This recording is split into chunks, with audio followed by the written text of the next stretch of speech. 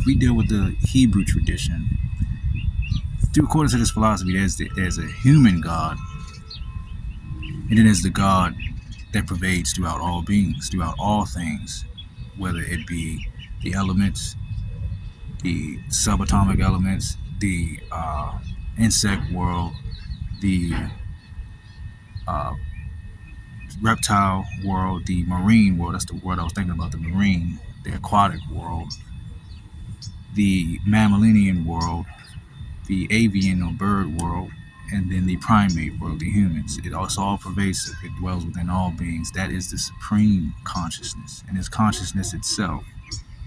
And that's the only real definition we could give it, is that it exists and then doesn't exist. You can read this in the Upanishads and holy texts like that. It explains this idea that it exists, but it doesn't exist. It's real, but it's non-real.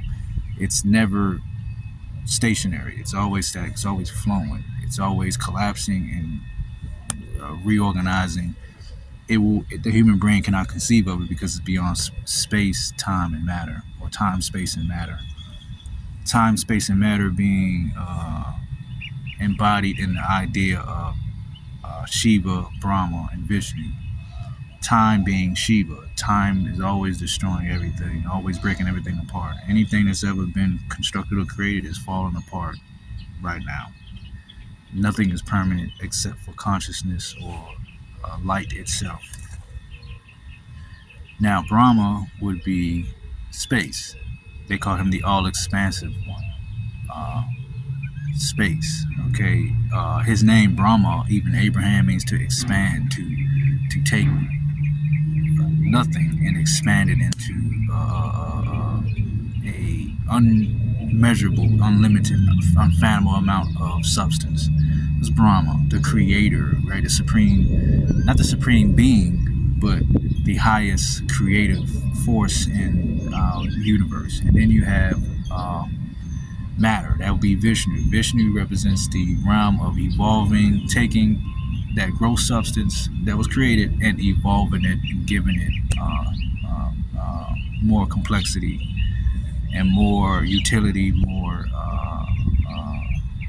quality. So that's Vishnu, which would translate to evolution. So those three are made up of a bigger deity, the supreme, called Brahman. Not Brahma with an A, but Brahman with an N, or the Atma, which is the consciousness or soul that pervades through all three. All three subsist on it, but it doesn't necessarily need those three, time, space, and matter. It's immortal. It's before the three were even conceived or thought of or even existed. So those three are different forms of that original supreme being. They're different forms that they take on different roles, but they are that supreme being. No, but those three, if we want to do this and parallel this culturally, if you go to the Hebrew culture, they have El, the god El, which would be Brahma, okay, the All-Father. Then you have Yam. Yam is a aquatic or marine, like water type deity, Yam.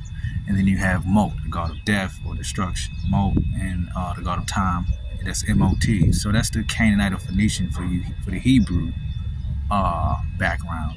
But if you go to the Syrian and the Sumerian extraction, where these Hebrews came from before they constructed the text we call the Bible or the Old Testament, the Tanakh, the Torah.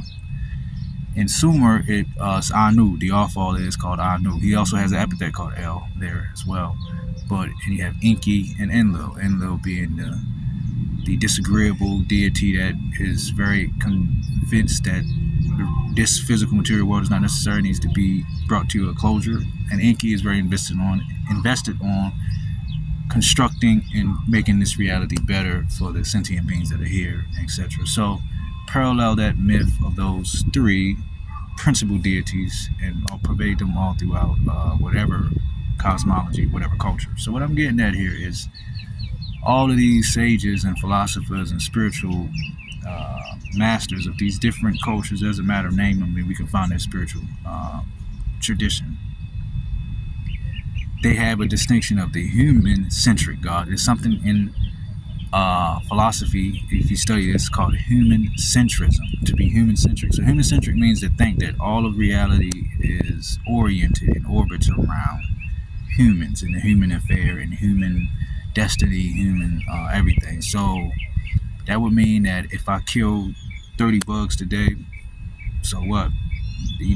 Reality isn't oriented on those bugs' lives. Those bugs' lives have no value. My value as a human is far more important. So human centrism is similar to Eurocentrism. Like you have what's called Afrocentrism, Eurocentrism, Orient centrism, Asian centrism. This obviously would translate to something that could be a synonym of the word or racism, to be subordinating or condescending to other beings. So you can do this through gender, through race. But you can also do this as a human. And what I'm trying to express is the human-centric deity that we have under the Hebrew culture, that we have under the Greeks with Zeus, the Babylonians with Marduk. You go to any culture you want, they have a human-centric deity that's very invested on his chosen people and his chosen humans. He gloats and is devoted to supporting and investing in this particular type of species out of all of the species in nature. All of the other animals can suffer. All the other animals, very important way I'm about to go here because this is the highlight of what I'm trying to share. All of the other animals can be food for this particular special species. That's called human centrism, meaning humans have concocted constructs and delusions to put themselves in the center of the cosmos and subordinate all the other entities and have no concern for their suffering or their plight or their existence. They are disposable. They have insignificance. So that's where you have something called endangered species and the extinction of species. A lot of it based on now human activities. So if we were to practice ethics and deal with the philosophy of compassion, wouldn't we then be forced to remove ourselves out of human centrism and take a concern with the affairs and the condition of all beings, even outside of just human beings themselves? See, so that's where the narcissistic insanity of where humans have gotten themselves lost with centering themselves in the cosmos and then a deity that presides over that human isolated value. You get it? And now we create all of these narratives surrounding humans' importance, and then we go even deeper and then we try to select a group of humans that are more important than the other humans. So now humans are more important than all the other organisms on the planet. Then we got to find a distinct, select, special group of humans, and then we find a select group of special families or family within that group, that nation of humans. And then within that selected important family that's within the nation, that's within the humans, that's within the organisms, you got to find a special person. You see, a monarch, a prince, princess, sometimes a queen. And this is the insanity of human beings and their narcissism. And usually, like with the Hebrews, let's use the line of the Old Testament with the Book of Kings. You had King Saul, right? He was anointed and chosen to be the centered leader of the whole planet, right? Israel being the chosen people of this particular deity. And then you had David, Solomon, and all of Solomon's sons, which reigned until the northern kingdom separated themselves. This is the Book of Kings, Book of Chronicles.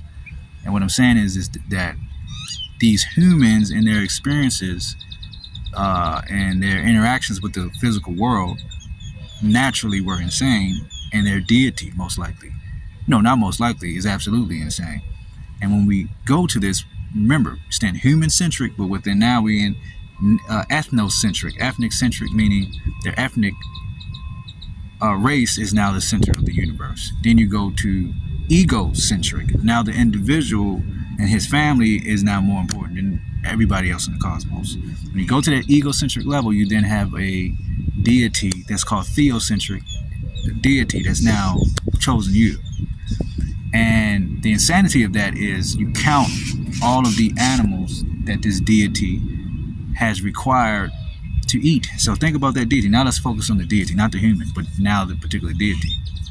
On the hierarchy of deities, like I explained earlier when I first started this tape, you have the supreme. That being has no need for any food or sustenance. It sustains itself. It's self-sustaining. You can read about this. It's called Brahman. Now the Hebrews called this being Ahaya Asher Ahaya, or Ayin Sof. Ayin Sof. There's other epithets that are around the Hebrew tradition, like in the Kabbalah and other Hebrew mystic traditions, like the Merkabah and so on. You can read like the Book of Enoch. They'll speak about the particular names and qualities of this particular supreme being. But it has no gender. It's genderless. So when you study the Kabbalistic tree of life, you have two poles. You have two pillars. You have the pillar of severity and the pillar of mercy. Then you have the pillar of balance in the middle. The pillar of balance represents non-gender. It's gender neutral. It doesn't mean that it's transgender. It doesn't mean that it's non-binary. It doesn't mean those things. It means it's before the construct of the duality of separates, male, female. It doesn't have those separates. It's the combination or the lack of removal of the two being separated. So that will be at the top of the tree of life, called Ayin Sof, or Keter. The Keter meaning the crown sphere, the crown, the chief and original realm. Okay, and that being is not father, mother. It's not male, female. It's not black or white. It doesn't have no shape, form, or substance or texture that you can measure to give it a condition, to subordinate it in a narrative, to give it a narrative. So that being has no need for any sacrifices or animals to die and for blood to be spilled for it to be satisfied. So now when you start to go on this spectrum of deities, it's, remember, 7 levels. The yogis and the sages and the holy practitioners of many of these ancient cultures, before the Bible was ever written, we're talking like at least 3,000 years, in ancient Egypt and in ancient India, some parts of ancient China as well, they taught that at the realms of the fourth realm is when the beginning of humans, within the human society, those who reach that 4th level, which is called Anahata or Mahaloka or Anahata, that 4th realm, they open their heart to compassion. They become compassionate. They say that's the minimum, that's the least that you can attain to become spiritualized, is the heart. And you translate humans in society that reach that level of compassion within the heart realm and translate that to the hierarchy of deities. Now, whenever humans reach a certain state within inside of themselves, within these 7 levels within inside of themselves, they attain a station and they embody a deity in the spiritual world that's of that level, of that station. So, according to these ancient teachings, and we can establish this and substantiate this thoroughly, the deities that dwell beneath the heart at the solar, which is the 3rd realm, all the way down to the lower hellish regions, they're the ones that eat meat. They don't have enough ethics or evolution in their spiritual growth as an entity to detach and renounce the harming of other animals for food. So when you deal with the deities who dwell at the 3rd realm, the 2nd realm, the bottom realm, which would be the root realm, and then underneath that, which is the hellish and lower realms, all of those collective 4 worlds, the lowest, the 1, 2, 3, take all 4 of those lower worlds, they all are blood addicted. Okay, they're addicted to blood. So when you study these occult left-hand particular traditions, they're under the root, and they make sure they have to satiate those entities, demons. They're called Rakshas. The Hindus call them Rakshas and Asuras, but demons, blood. That's how you invoke them. That's how you feed them. That's how you get them to petition certain acts for you. Well, also, you go a little higher. You do that for the ghosts, the ghouls, the household trolls, and household deities, which might be very low in their evolution. And you do the same for the gods, which are in the third realm, from the lowest. And that third realm is the realm of the gods. Basically, translate that to demi gods. And they haven't even evolved to the fourth state of compassion. So the worship of these gods is spread universally all throughout all these cultures. That is the primary universal devotion and worship that most religions are under, those particular gods in that third world. That's why the activities and behaviors and philosophies and ideas of the people of those cultures are very low or not as evolved spiritually. And when we look at the sign of the vow of nonviolence to not harm any animal, translate that vow to the heart chakra, to the heart realm, anahata, and you have to conceive of what deities would dwell beneath that vow or that realm that are very invested on you slaughtering animals and eating them, and that deity requiring for you to put that blood in its temple so it can eat that animal. So I want to frame this to help you understand one of the primary reasons that humans are naturally insane, and we can observe this natural occurrence of mental illness that doesn't stem from limited circumstances. It's a species disorder. It's not a pathology that comes from some event in someone's life. It's a natural disorder of mental illness within the human species. And this comes from the fact that based on our biology and how we were constructed in nature, we were conceived and constructed by an insane deity, a crazy, mentally disturbed, let's say consciously disturbed entity that is very invested. If you go and look at the documents, you can go to the Old Testament, go wherever you want, on slaughtering and harming other sentient animals and beings for the privilege and the entitlement of his select, who he chooses to not suffer.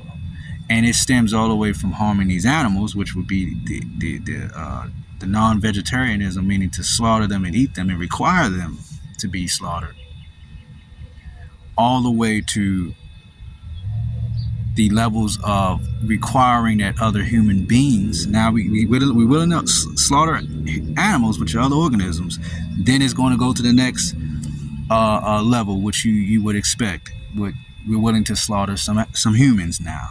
Then it goes to slaughtering your own. You see, if they are not within the context or the paradigm that you agree with, you see, as opposed to that deity saying, let me create a reality where no being suffers or is at the expense of another, or no being is subordinated, no being is caused to be slaughtered. It instead decides to create a pecking order of a pyramid scheme of activity, of a hierarchy of value, and allow all of the sentient organisms and beings, conscious entities and beings, to suffer that's not at the top of that station, of that pyramid, which would be the third level. Let all of them suffer. Let all of them be slaughtered. That's what they were made for, right? So I want you to think about the insanity and madness of the human God, the human-centric God. Because the truth and conclusion that we can perceive, and we can document this through any ancient text you want, you can put this to the test, and I'll go through the ancient text and I'll demonstrate and prove it.